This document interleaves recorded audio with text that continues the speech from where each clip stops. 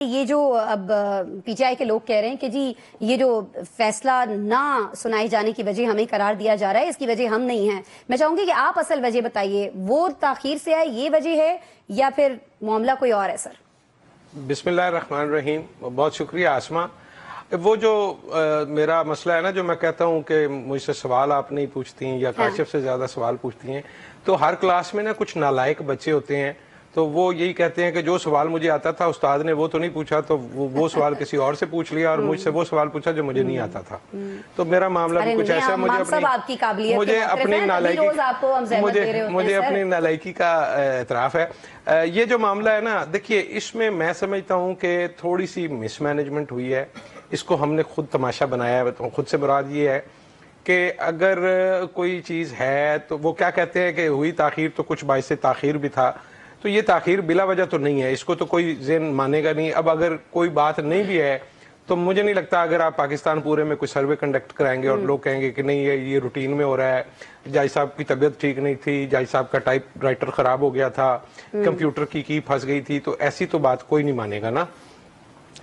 जज साहब ने जिस दिन ये केस सुना था, मैं बहुत मादरत और अदब के साथ, मैं डरता बहुत हूँ, लेकिन उनको जब उन्होंने महफूज किया था फैसला, तो डेट देने की जरूरत नहीं थी, वो इजाफी था। क्योंकि बहुत सारी चीजें सरफेस पे आ चुकी थी, चीजें जिस तरह से चल रही थी उनको भी अंदाजा होना चाहिए था, या कम से कम किसी और को अंदाजा होना चाहिए था। उन्होंने कहा जी कि 23 दिसंबर को हम फैसला सुना देंगे जी।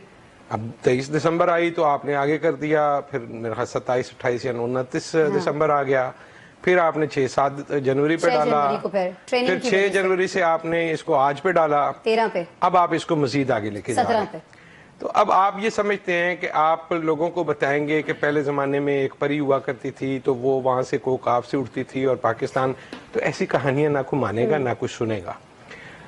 कोई चीज है जो चल रही है, उम्मीद की जा रही है कि शायद मामला तय हो जाएंगे, क्योंकि ये आखिरी एक बड़ा फैसला है। मैं समझता हूँ कि नैब के पास अब और कोई पेंडिंग कोई मुकदमा है नहीं, और कोई ऐसी तलवार नहीं लटकाई जा सकती बानी के ऊपर कि जिसका प्रेशर डाला जा सके। ठीक है, वरना 9 मई के आप मुकदमा डाल दें, 26 नवंबर के डाल दें, जो 200-250 पर्चा है तो 300-400 हो जाएगा। तो असल बात यह कि क्रेडिबिलिटी का भी इशू है कि हमने ठीक हो गया शहजाद साहब।